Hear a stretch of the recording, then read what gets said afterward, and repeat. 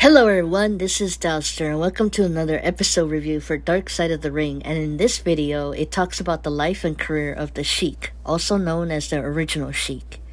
He is not the Iron Sheik, as there are more than one Sheik. The Sheik is also the uncle of Sabu, who had just passed away on the 11th of this month. This episode might be a little intense for all the Sabu fans or ECW fans, because I did hear that Sabu was in this episode, just an FYI. I do know one thing about the Sheik, as he was the one who had trained Abdullah the Butcher. I'll go over the episode first and share my thoughts at the end. Just to make this easier, I will call the Sheik by his name Ed or Sheik.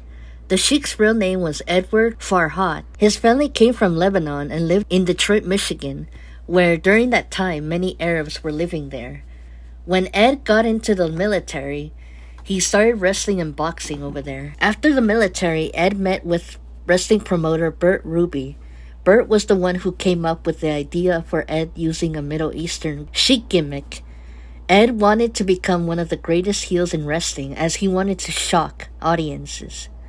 He went by the name The Sheik and wrestled in the 1950s as an insane Middle Eastern Sheik character. During that time, he brought out a slave woman who was actually his wife, Joycey, and was known in the ring as Princess Salima. When being in Sheik character, which was all the time, Ed would abuse his wife at the ring. The Sheik would wear a shamag headscarf when he was wrestling, which Sabu also used to do. Jim Cornette said in the episode that when the Sheik came to the ring, he had a huge presence that people around him would feel. An example of this was a wrestling event in Detroit, Michigan, where the Sheik had come out with a car and wore this luxurious suit with tons of gold chains around his neck. This would cause the Detroit audience to be very excited as the Sheik was coming to the ring. He was one of the first wrestlers to use a fireball and bring out snakes to the ring. At one point, Sheik's heel run ended up in a riot at New York, causing Sheik to get banned from the state. When he came to the ring, the Sheik would say his prayers to Allah, asking for strength, but if someone interrupted, he would restart his prayers. Sheik would bring tools to the ring with him, such as a pencil that he would use to stab his opponents or himself in order to shock the audience. Sometimes Sheik even threw chairs to the ring. When Sheik activated his fireball, he would do it with magician flash paper and used his fingertips in order for the fire to come out. Even the referees were not safe from Sheik's fireballs, as you could see through the archive clips. Abdullah said in the episode that he still has his burnt scar that he had received from a match with the Sheik. He also said that if he had turned his head in that match, Abdullah could have ended up being blind. Wrestler Bull Curry was the one who originated extreme wrestling in the 40s, but the Sheik was the one who made it even more popular and more extreme than ever. As he got more into character, the crowds would eventually hate the Sheik, as some of them would try to attack him. One fan tried to stab Sheik in the dressing room, but was unsuccessful. In Amarillo, Texas, another fan had brought out a gun and tried to shoot the Sheik, but was unable to due to his gun getting jammed. The wrestling promotions had to increase their security because of how out of control the fans were. Outside of wrestling, the Sheik kept his life very private, but still kept it kayfabe, as he told his family and his grandchildren to refer to him as Sheik instead of being called grandfather or Ed. In 1964, Sheik bought Detroit's wrestling promotion called Big Time Wrestling and had his father-in-law, Francis Fleser, be the figure head promoter, as Sheik was also the promoter. Joycey would run the office at the promotion as well as doing all the paperwork. The Cobo Arena in Detroit, Michigan got very popular once wrestling started to take over the arena, as NWA wrestlers would get involved with Sheik's promotion, such as Terry Funk, for example. Since Sheik's promotion was financially doing good in the mid-1900s, he was able to buy a TV mobile truck. By 1973, Sheik had reported an income tax of $400,000, which would be $2 million as of today. Sheik was able to get a mansion by 1974 and would buy more luxury suits. This, however, would have its downsides, as Ed began to spend a lot of money and had started gambling during that period. He then began to headline every show in Big Time Wrestling. but would bleed and get beat up as a way to promote his wrestlers. In the end, Sheik would always win his matches, but really gave a show to the audiences. Then in 1967, there were many riots happening in Detroit that lasted for days. In a way, it affected Ed, making him have a match with Bobo Brazil, a black wrestler, and letting him win the match, as this was the first time Sheik had let a wrestler beat him in his own promotion. During the 50s and 60s, the white and black wrestlers would be separated due to segregation. Sheik did not want any of that at his promotion, so he allowed his wrestlers to wrestle anyone, no matter the color of their skin. He was able to sympathize because he too has dealt with racism, as he was a Lebanese American. By 1975, Big Time Wrestling had started to fail due to the economy and the promotion not promoting itself more to its fans.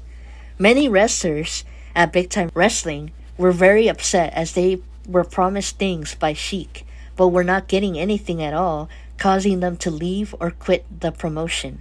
One wrestler was promised $2,000 but only received $800. By the late 80s, Big Time Wrestling would run its final event. Sheik eventually ran out of money and went to Japan soon after in order to get more money. Unfortunately for Sheik, his time in Japan was not the best, as his age started to take its toll on his wrestling. Sheik then returned home but had no money coming in, as he was in his 60s during that time period. He tried to take any booking, such as wrestling at a high school gym, in order to make ends meet and feed his family. Sadly for Sheik, he was way past his prime, as he had struggled to keep up with the energy he had before. Since he was past his prime, Sheik would then start training wrestlers, one of them being his nephew, Sabu. Sabu recalled memories he had of his uncle Sheik in the episode, as he talked about his uncle beating up Sabu's dad whenever his little sister, Sabu's mom, would get bothered by Sabu's dad. His father got so scared of Sheik's beatings that at one point, Sabu's dad had hid under the bed in order to get away from Sheik. As time passed on, Sabu considered Sheik as more of a father figure than his actual father, because his parents had divorced around his early years. By the time he was 19 years old, Sabu wanted to be a wrestler, but ended up doing amateur wrestling first. During that time at 19, Sabu had gone to a party where a shooting would then happen, as one of Sabu's friends would then get shot in the stomach. Sabu was able to catch the shooter but ended up getting shot in the jaw. The bullet had gone to the back of his throat and had 7 teeth knocked out of him. Because of the shooting, it influenced Sabu to want to be a wrestler even more, as he wanted to protect himself. Sheik had Sabu placed at an area called the camp, where he would be training there for a year. For 7 months within that year, Sabu chopped wood, set up the ring in the morning, and would tear it down at the end of the night. Sheik made sure that Sabu was on his toes during that time, as Sabu said in the episode that he hardly had any free time while staying with his uncle. He also made Sabu chop wood, wash his car even if it was clean, or have Sabu clean the house. Although it seemed like a lot of work, Sabu never complained or questioned Sheik's motives. Sabu would eventually wrestle and adopt an acrobatic style much different from his uncle's wrestling style. While Sheik was a huge influence for Sabu, Sabu tried not to copy his uncle's wrestling persona. Wrestler Rob Van Dam then started training with the Sheik at 19 as well. When RVD had met the Sheik, he had pushed RVD, bit his nose, and tried to choke him. Rob said in the episode that it scared him, but felt that his training with the Sheik was like being a part of the family, as Rob trained with Sabu. During that time, had gotten 2 hip surgeries. In the 80s and 90s, Sheik went back to wrestle in Japan for the promotion FMW, Frontal Martial Arts Wrestling. Over in Japan, Sheik tag teamed with Sabu in a fire match. The entire ring was then lit on fire in 5 to 6 minutes. Sabu and Sheik were stuck in the ring as they continued on with the match, even though there was hardly any oxygen other than the middle of the ring. The ring would then melt itself. Although Sheik's skin was dropping off his body, he had continued the match. Sheik never said anything or shouted that he was hurting, as he was wrapped like a mummy and put in a wheelchair once he got to the hospital. Once he was healed, Sheik got on a plane, and the people around him were not happy, as Sheik's skin had smelled really bad because it was still burning. In 1995, World Championship Wrestling WCW had Sabu wrestle in a pay-per-view.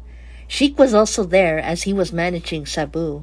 When Sabu had hit his opponent, he had accidentally hit his uncle in the leg, as Sheik was 69 at that time period. Even with his leg broken, Sheik still managed to throw a fireball in that match. After the pay-per-view event, Sheik decided to retire and focus on his family. While he was at family events, Sheik was still in character even though he had retired. In the early 2000s, Ed had organ failures and was suffering from multiple myeloma, which is cancer, by the way. Days later, Ed died at the hospital as he was around his family during his last days. Joycey did not want Ed to be alone during his hospital stay, as she thought that he could have died alone.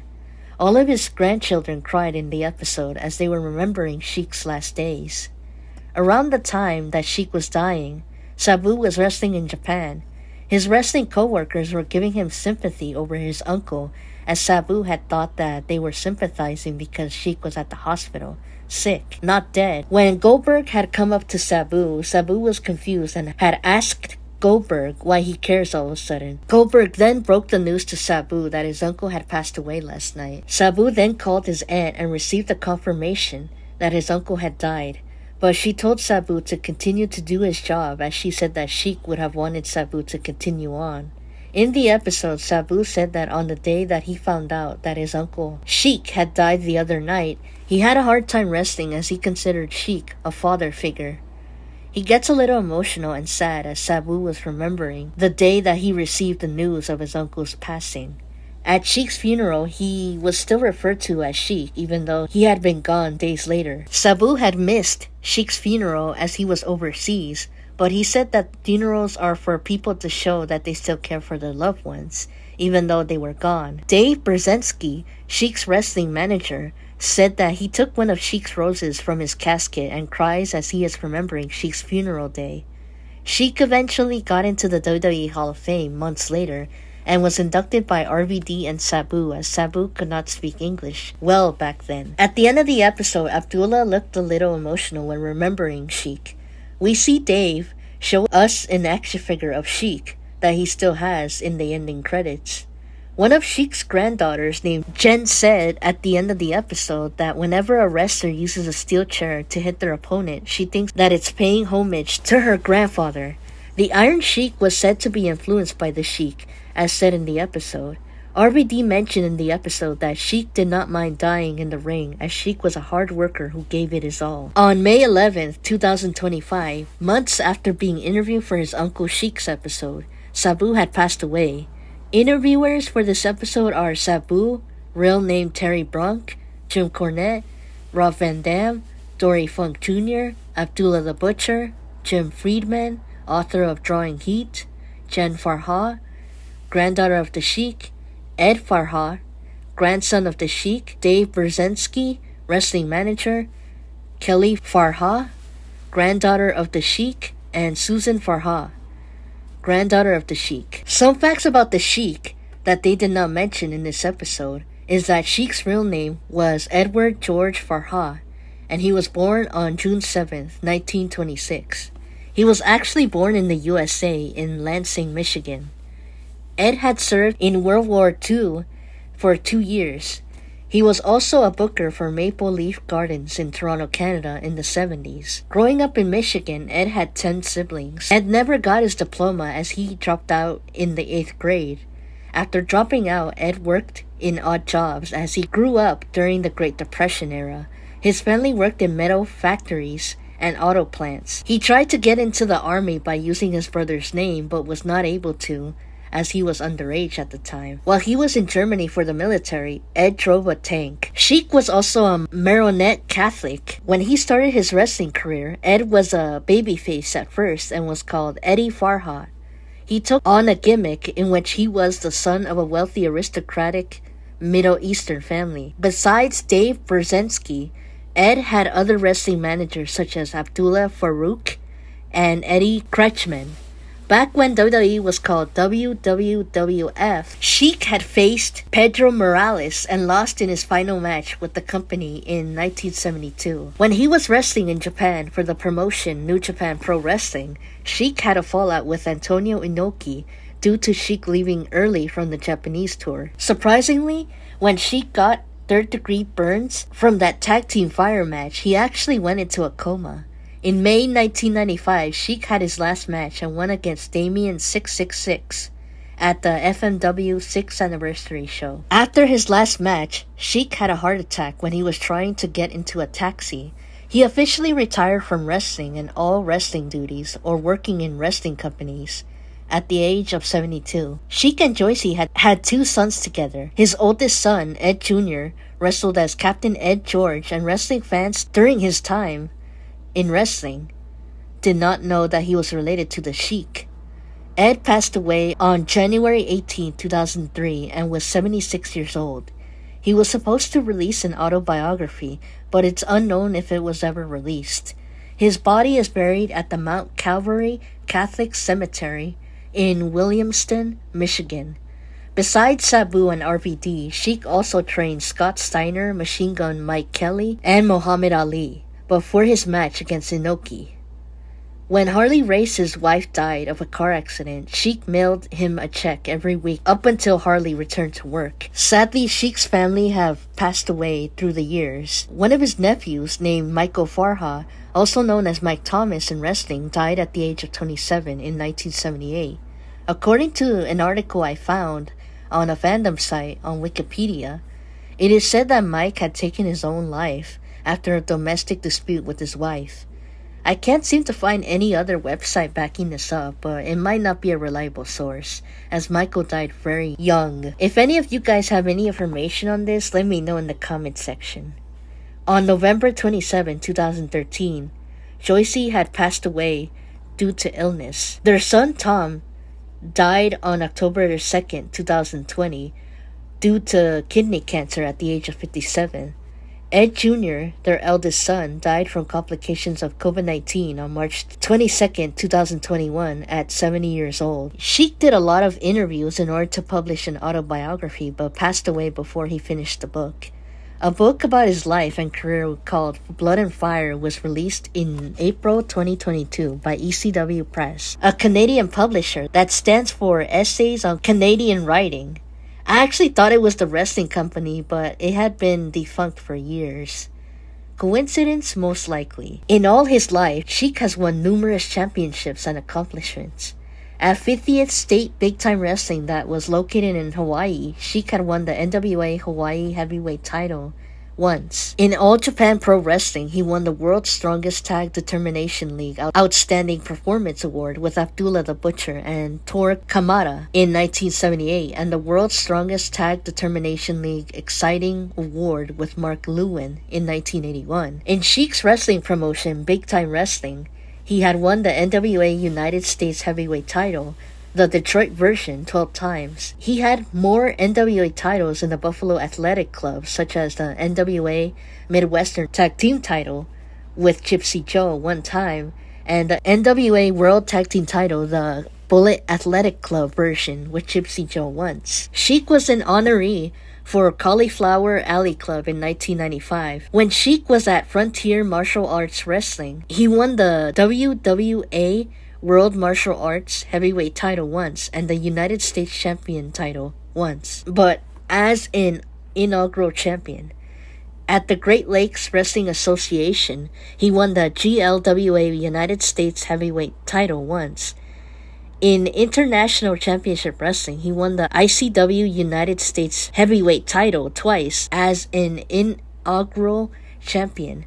Over at El Paso's International Wrestling Enterprise, he won the International City Tag Team titles with Ali Bey. At the International Wrestling Association in Montreal, Sheik won the IWA International Heavyweight title 3 times. Over at Japan Pro Wrestling Alliance, he won the NWA United National title once. In Maple Leaf Wrestling, Sheik won the Toronto version of the NWA US Heavyweight title 4 times. Sheik got into the NWA Hall of Fame in 2010. At the NWA Hollywood Wrestling promotion, he got the NWA America's Heavyweight title twice.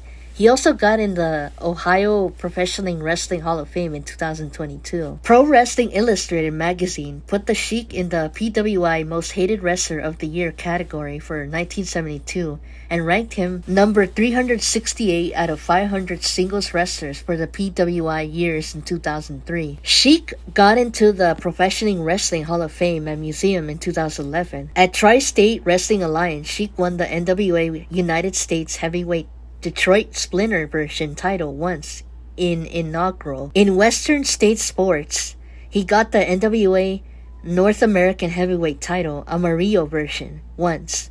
When he was at World Class Championship Wrestling, Sheik won the NWA Brass Knuckles Championship, Texas version, once, and the NWA Texas Heavyweight title once. When WWE was WWWF, Sheik had won the WWWF United States Heavyweight title twice and got into the WWE Hall of Fame in 2007. In the Wrestling Observer newsletter Dirt Sheet, Sheik got into their Hall of Fame in 1996.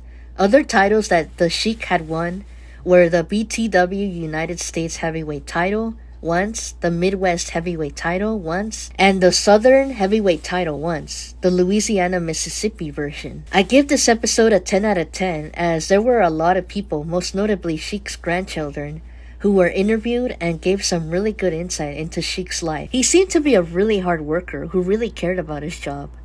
I was shocked to find out that he was the first to have brought out snakes, as I always thought that it was Jake the Snake Roberts who did it first. Sheik did a lot for wrestling and made it much more interesting and somewhat very violent. While it was amazing for some people to see wrestlers get beat up, such as getting burned or getting hit by spiked wires, it is a lot to see. I remember recently on a clip I saw from AEW of where Jon Moxley was hit by this stick with these massive big spikes. It looked as though the skin on his back was going to get torn off, but it did not actually.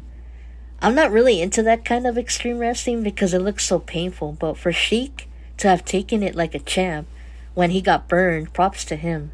It was a little difficult to see Sabu as he had just passed away this month, but it was good to see him talk about his life. Very great episode with a lot of good insight, and it was interesting how much of an impact Sheik still has as of today. Seeing Abdullah and Sabu cry was ironic, as you see these tough guys suck it up, but to express their soft side was very genuine and interesting. Also, Joycey deserves her flowers for helping out Sheik and doing all the work in order for him to be a big star. Behind every strong man lies a strong woman. I'm not sure if I'm saying it the right way though. Very nice of Sheik to promote and get over his rival Bobo in order to bring together people no matter their skin color. I definitely recommend giving it a watch. But rest in peace to Sabu, and rest in peace to the Sheik. And that's all I have for this episode review. And thank you guys for watching it, and I'll see you guys in the next episode review. Take care of your mental health and everyone around you, and I'll do the same too. Bye guys.